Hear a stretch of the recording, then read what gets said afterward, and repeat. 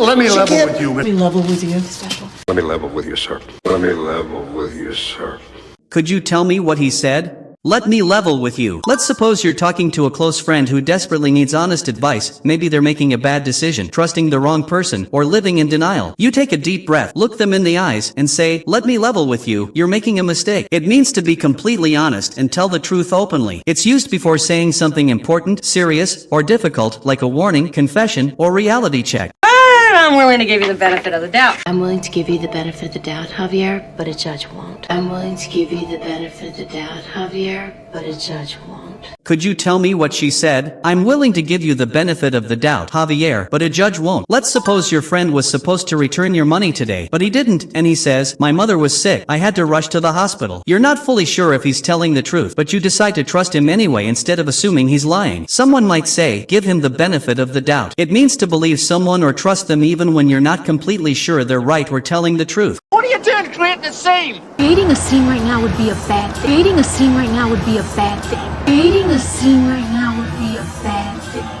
Could you tell me what she said? Creating a scene right now would be a bad thing. Let's suppose you're in a quiet restaurant, everyone is eating peacefully, and suddenly someone starts shouting at the waiter, knocking things over, crying loudly, or arguing in front of everyone. People turn their heads and the whole place becomes tense and awkward. Someone might say, stop creating a scene. It means to behave loudly or dramatically in public in a way that draws attention and embarrasses others. From rags to riches, Gotta get from rags to riches quick. Gotta get from rags to riches quick. Gotta get from rags to riches quick. Could you tell me what he said? I gotta get from rags to riches quick. Do you know what the meaning of from rags to riches is? Let's suppose a young man grew up in a tiny, broken down house with almost nothing. Years later, after working tirelessly, he becomes a successful entrepreneur, owning luxury cars and a big mansion. People might say, he went from rags to riches. It means to achieve great success or wealth starting from very poor or humble beginnings. You're full of beans. see, he's full of beans. You're full of beans. You're full of beans. Could you tell me what she said? You are full of beans. Do you know what the meaning of full of beans is? Let's suppose a group of kids just came back from a long holiday and one of them runs around the playground, laughing, jumping, and talking nonstop, full of energy. Someone might say, wow, he's full of beans today. It means full of energy, excitement, and liveliness. The phrase paints a picture of someone bouncing with energy, like beans spilling out of a bag. Go big or go home. Go big or go home. Go big or go home. Go big or go home.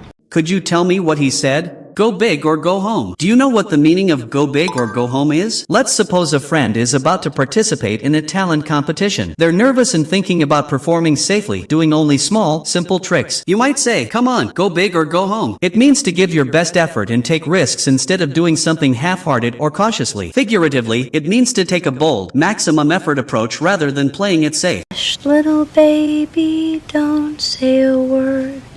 Hush, little baby, don't say a word. Could you tell me what she said? Hush, little baby, don't say a word. Do you know what the meaning of hush, little baby, don't say a word is? Let's suppose a mother is trying to calm her crying infant at night. She gently rocks the baby in her arms, softly singing, hush, little baby, don't say a word. Figuratively, it means to soothe, calm, or reassure someone, often with gentle words or actions. I'll let it slide this time because it's your first day. Go let it slide. I'll let it slide this time because it's your first day. Could you tell me what she said? I am gonna let the slide this time because it's your first day. Do you know what the meaning of let it slide is? Let's suppose a coworker accidentally interrupts your meeting, spilling coffee on your papers. You feel annoyed, but instead of reacting angrily, you decide to ignore it and move on. You might say, it's okay, I'll let it slide this time. It means to intentionally ignore a minor fault, mistake, or misbehavior and not react negatively. It encourages letting small problems pass without confrontation. Okay, let's rock and roll. Let's rock and roll! Okay, let's rock and roll. Okay, let's rock and roll. Could you tell me what he said? Okay, let's rock and roll. Do you know what the meaning of let's rock and roll is? Let's suppose a team of firefighters just received an emergency call about a huge building fire. They put on their gear, grab their hoses, and the team leader shouts, let's rock and roll. It means to start an activity, task, or adventure with energy, excitement, and determination. The phrase comes from rock music culture, where rock symbolizes energy and roll symbolizes action. Life doesn't always go the way you think it will. Life doesn't always go according to plan. Life doesn't always go according to plan. Could you tell me what she said? Life doesn't always go according to plan. Let's suppose a young woman has been preparing for months for her dream wedding, but on the big day, heavy rain floods the venue, the caterer cancels, and some guests don't show up. She feels frustrated, realizing that even the best plans can fail. Someone might say, life doesn't always go according to plan. It means things don't always happen the way you expect, and unexpected events can change your plans. Figuratively, it reminds us to accept surprises, setbacks, and unforeseen challenges instead of being completely discouraged when things go wrong. But little did I know. Little did I know how handy this would be. Little did I know how handy this would be.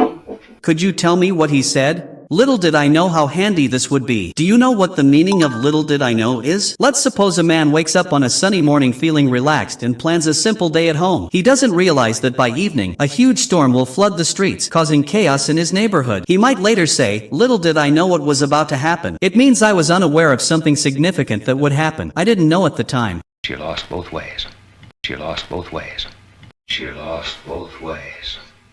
Could you tell me what he said? She lost both ways. Do you know what the meaning of she lost both ways is? Let's suppose a woman is trying to negotiate a business deal. She either agrees to her partner's terms and loses money, or insists on her own terms and risks the deal falling apart. No matter what she chooses, she ends up facing a loss. Someone might say, she lost both ways. It means no matter what choice someone makes, they end up losing or facing a negative outcome. Malingering under arrest. Seizures, head injuries, and malingering. Could you tell me what he said? Malingering. Oh, you know what the meaning of malingering is? Let's suppose an employee calls in sick repeatedly, but every time, you notice them posting on social media or going out with friends instead of resting. You might later say, he's just malingering to avoid work. It means deliberately avoiding work or duty by faking illness or incapacity. The term highlights intentional deception. Someone is not actually sick or incapacitated but acts like it to escape responsibility. Better not be messing around in there. Messing around, that's enough, is it? I don't think you should be messing around with him.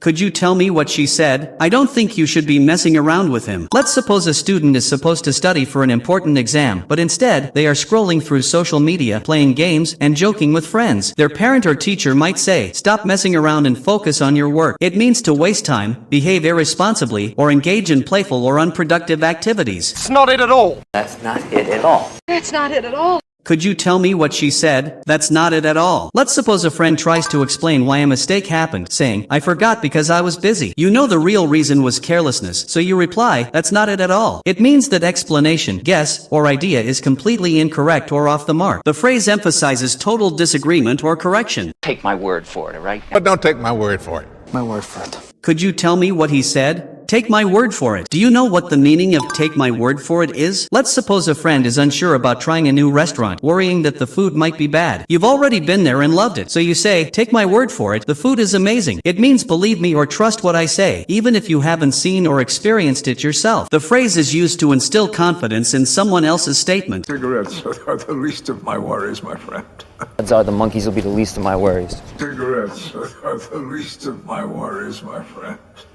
Could you tell me what he said? Cigarettes are the least of my worries. Do you know what the meaning of the least of my worries is? Let's suppose a man is facing a huge storm that's flooding his street. His car is stuck in the water, and he just got a call that his favorite TV show got canceled. He might say, the TV show getting canceled is the least of my worries right now. It means something is insignificant or unimportant compared to other, more serious concerns. Figuratively, it is used to point out that among many issues, one problem is trivial and doesn't deserve attention compared to more pressing matters. It's a dumb white elephant exchange. Make sure to call me during the white elephant exchange, okay? It's a dumb white elephant exchange. Could you tell me what she said? It's dumb white elephant exchange. Let's suppose your office decides to do a holiday gift swap, but the rule is everyone has to bring the cheapest, weirdest, or most useless gift possible, like a broken clock or an empty mug. You might mutter, this is a dumb white elephant exchange. It means a game or event where participants exchange funny, unusual, or impractical gifts for entertainment. The phrase comes from the idea of a white elephant, which is expensive but burdensome or useless. My lips are sealed. My lips are sealed. My lips are sealed. My lips are sealed. Could you tell me what he said? My lips are sealed. Do you know what the meaning of my lips are sealed is? Let's suppose a friend tells you a big secret, like a surprise birthday party or a confidential work plan, and you promise not to tell anyone. Later, someone asks, did you tell anyone about it? You respond, don't worry, my lips are sealed. It means to promise not to reveal a secret or share confidential information. I have a bone to pick with you. I have a bone to pick with you. Aurora, I have a bone to pick with you. I have a bone to pick with you, sir. Could you tell me what he said? I have a bone to pick with you. Do you know what the meaning of I have a bone to pick with you is? Imagine you planned a big surprise birthday party, and you trusted your friend to keep it a secret, but he accidentally told the birthday girl everything. Now the whole surprise is ruined. You're upset, you want to talk about it, and you definitely need to confront him. This phrase is also used in smaller issues, like when someone borrowed your charger and didn't return it. It means I have a complaint or issue to discuss with you. If this video has taught you something new, please like and subscribe.